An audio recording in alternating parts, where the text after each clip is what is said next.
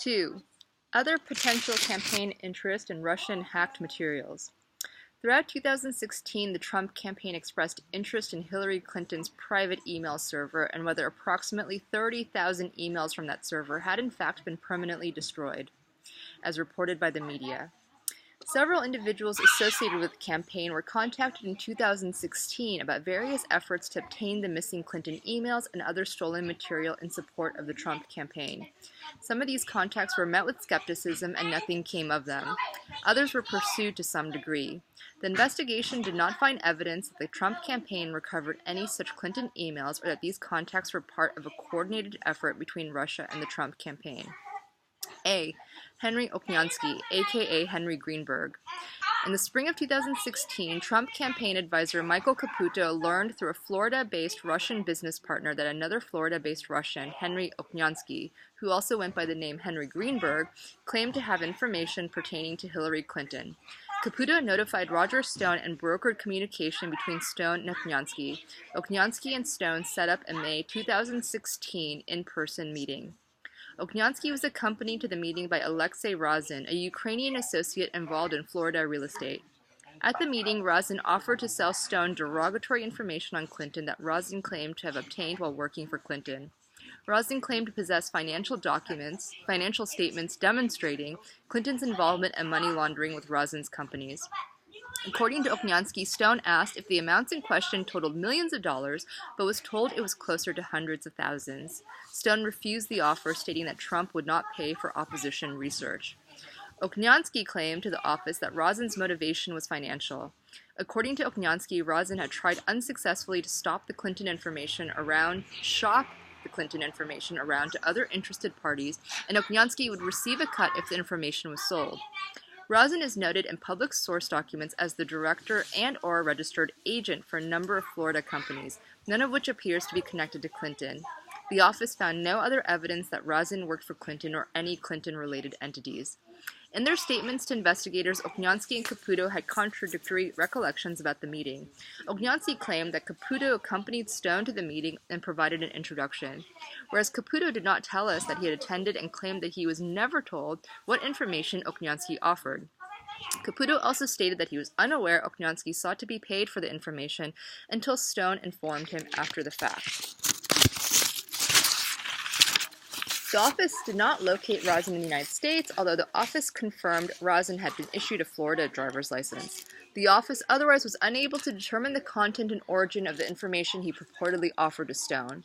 Finally, the investigation did not identify evidence of a connection between the outreach or the meeting and Russian interference efforts. B. Campaign efforts to obtain deleted Clinton emails. After candidate Trump stated on July 27, 2016 that he hoped Russia would find the 30,000 emails that are missing, Trump asked individuals affiliated with his campaign to find the deleted Clinton emails.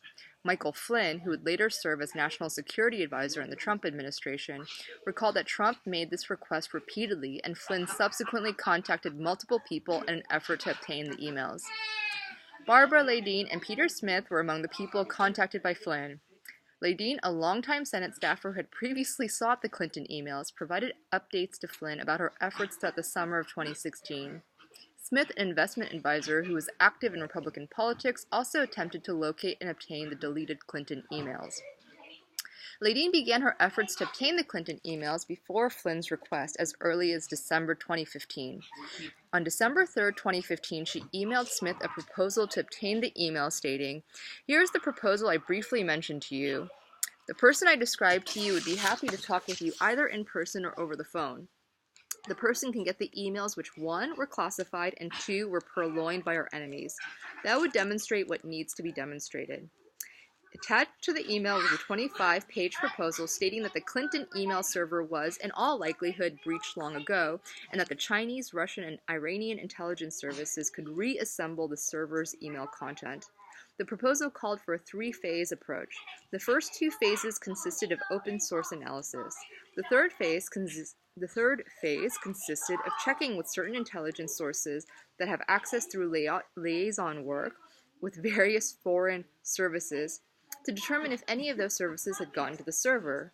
The proposal noted, even if a single email was recovered and the provenance of that email was a foreign service, it would be catastrophic to the Clinton campaign. Smith forwarded the email to 2 colleagues and wrote, "We can discuss to whom it should be referred." On December 16, 2015, Smith informed Leydeen that he declined to participate in her initiative. According to one of Smith's business associates, Smith believed Leydeen's initiative was not viable at the time. Just weeks after Trump's July 2016 request to find the Clinton emails, however, Smith tried to locate and obtain the emails himself. He created a company, raised tens of thousands of dollars, and recruited security experts and business associates. Smith made claims to others involved in the effort and those from whom he sought funding, that he was in contact with hackers with ties and affiliations to Russia who had access to the emails, and his efforts were coordinated with the Trump campaign. On August 28, 2016, Smith sent an email from an encrypted account with the subject Secretary Clinton's unsecured private email server to an undisclosed list of recipients, including campaign co-chairman Sam Clovis. The email stated that Sam was just finishing 2 days of sensitive meetings here in D.C. with involved groups to poke and probe on the above. It is clear that the Clintons' home-based, unprotected server was hacked with ease by both state-related players and private mercenaries. Parties with varying interests are circling to release ahead of the election. On September 2, 2016, Smith directed a business associate to establish KLS Research, LLC, in furtherance of his search for the deleted Clinton emails. One of the purposes of KLS Research was to manage the funds Smith raised in support of his initiative. KLS Research received over $30,000 during the presidential campaign, although Smith represented that he raised even more money. Smith recruited multiple people for his initiative, including security experts, to search for and authenticate the emails. In early 2016, as part of his recruitment and fundraising effort, Smith circulated a document stating that his initiative was in coordination with the Trump campaign, to the extent permitted as an independent expenditure organization. The document listed multiple individuals affiliated with the Trump campaign, including Flynn, Clovis, Bannon,